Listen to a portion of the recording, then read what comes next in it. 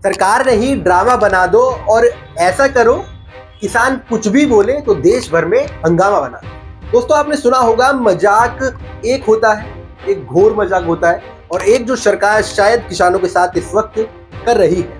देश की राजधानी दिल्ली को ऐसा करो मुगलों के टाइम की तरह किलेबंदी ही करवा दो, कसर क्या रह गई? आप लोग नहीं आ सकते, आप लोग ट्रैक्टर के बिना नहीं आ सकते क्या? इसलिए किसानों ने ट्रैक्टर छोड़कर जो पैदल निकलने का कहा था, जब वो निकले तो वाटर कैनन छोड़ दिया ठंड में। लगभग 3 साल पहले शुरू हुआ ये किस्सा कुछ समझ नहीं आ रहा। तो आइए जानते हैं मोदी सरकार और किसानों की नीयत, किसानों और सरकार के संबंध और दिल्ली के किलेबंदी की ये कहानी।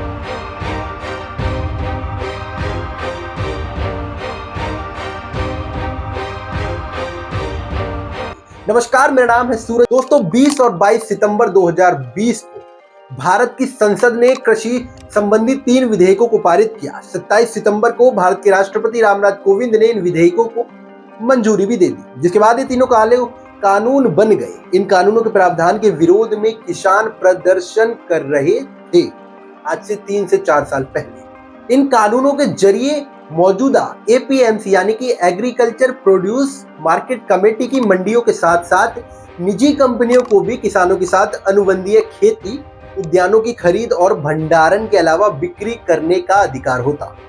विरोध प्रदर्शन करने वाले किसानों को इस बात की आशंका है कि सरकार किसानों से गेहूं और धान जैसी फसलों की खरीद को कम करते हुए बंद कर सकती है और उन्हें पूरी तरह से बाजार के भरोसे रहना होगा, यानी प्राइवेटाइजेशन, जिसका डर किसानों ने लगातार 4 सालों से इस विधेयक के बाद से वो बता रहे हैं।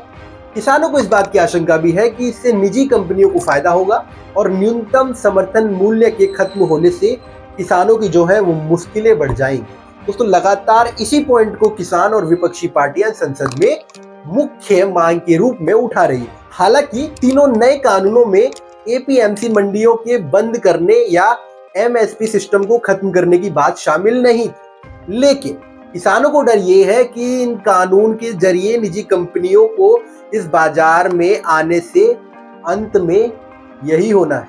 2019-20 में केंद्र सरकार ने पंजाब और हरियाणा में 80,000 करोड़ के गेहूं और धान की खरीद की। इनमें से अधिकांश किसान छोटे और सीमांत किसान हैं। निजी कंपनियों के आने से सरकार अनाज की खरीद कम कर सकती है या बंद कर सकती है। इस आशंका के चलते ही पंजाब के किसानों ने इन कानूनों के विरोध में जून-जुलाई से ही प्रदर्शन शुरू कर दिया था। हरियाणा के किसान विरोध प्रदर्शन में उस वक्त सितंबर में शामिल हुए थे। पंजाब और हरियाणा में यह विरोध प्रदर्शन पिछले कुछ महीनों से लगातार उस वक्त चला था, लेकिन तब केंद्र सरकार और विरोध प्रदर्शन कर रहे किसानों के बीच कोई बातचीत नहीं हुई। हालांकि तीनों कानूनों का राजनीतिक विरोध भी उस वक्त काफी हुआ था। ऐसे में विरोध प्रदर्शन करने वाले किसान 26-27 नवंबर को दिल्ली की सीमा पर पहुंच गए थे। इसके बाद सरकार ने किसान संगठनों से बात शुरू की। उसके बाद पंजाब और हरियाणा के अलावा दूसरे राज्यों के किसान भी विरोध प्रदर्शन में शामिल होना शुरू हो गए थे। किसानों का कहना था कि अगर वे एपीएमसी की मंडियों से बाहर बाजार दर पर अपनी फसल बेचते हैं तो हो सकता है कि उन्हें थोड़े समय तक फायदा हो, लेकिन बाद में उसी तरह निश्चित दर पर भुगतान की कोई गारंटी नहीं हो। प्रदर्शन कर रहे किसानों को इस बात की आशंका भी है कि इन कानूनों के रहते हुए उन्हें न्यूनतम समर्थन मूल्य भी जो है जिसके लिए किसान लड़ रहे हैं वो नहीं मिल पाएगा। हालांकि सरकार का कहना है कि कृषि कानून एमएसपी सिस्टम और एपीएमसी मंडियों को प्रभावित नहीं करते, ये सरकार कह रही है। लेकिन सब जानते हैं कि अंत में क्या होना था। किसान यही पूछ रहे हैं कि एपीएमसी मंडियों के नहीं रहने पर आढ़ती और कमीशन एजेंटों का क्या होगा। अब इसका जवाब तो सरकार उस वक्त दे नहीं पाई थी। तो इन सवालों को लेकर सालों की लड़ाई चली। सत्ता में बैठे हुक्मरानों ने तीनों कानून वापस तो लिए मौखिक रूप से। आज के जो आंदोलन है इसमें किसानों की शिकायत और बढ़ गई है। पहले तो ये कि कानूनों की शिकायत और किसान आंदोलन के वक्त हुए किसानों पर मुकदमे और शहीद हुए किसानों के परिवारों को एक शख्स को नौकरी, ऐसी कई बातें थी जिन्हें लेकर पिछली साल पंढेर सिंह जी पंजाब से दिल्ली के लिए निकल पड़े, जिनको चाणक्य नीति ने अंदर ही नहीं आने दिया। पहले बोला कि ट्रैक्टर से घुसने नहीं दिया जाएगा। वो महीनों हरियाणा और पंजाब के बॉर्डर पर बैठे रहे। शंभू बॉर्डर पर उनके ऊपर आंसू गैस के गोले दागे गए, वाटर कैनन छोड़ा गया, मारपीट हुई, कई घटनाएं सामने आई, कई फुटेज सामने आई।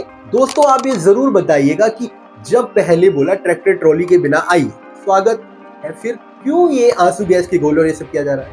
वर्तमान में हालात ये है कि शंभू बॉर्डर पर ही किसान रुके हुए। ये तो हुई किसान आंदोलन की करंट सिचुएशन, लेकिन दोस्तों इस आंदोलन में नेशनल टेलीविजन और बीजेपी के नुमाइंदे भी जो कह रहे हैं वो भी गौर करने वाला है कि किसान सिर्फ एक बॉर्डर से आ रहे हैं। हरियाणा के किसान न गाजीपुर बॉर्डर पर यूपी के किसान आ रहे हैं। पिछले आंदोलन के बड़े चेहरे राकेश टिकैत और गुरनाम सिंह चौधरी जैसे चेहरे कहाँ गायब है? और यही वजह है कि आंदोलन और किसानों को सरकार कहीं ना कहीं हल्के में भी ले रही है।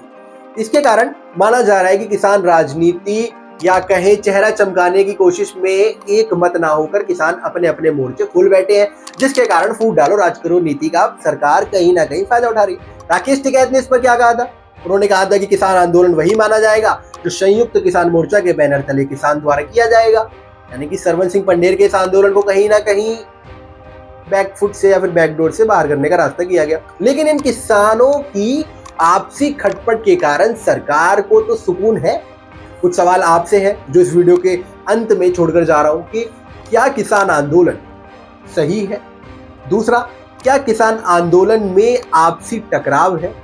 और तीसरा और अंतिम कि मोदी सरकार किसानों का हाल सुधार की जा रही है, यानी कि हाल खुशहाल किया है या हाल बदहाल किया है? अपनी राय हमारे कमेंट बॉक्स में जरूर दें।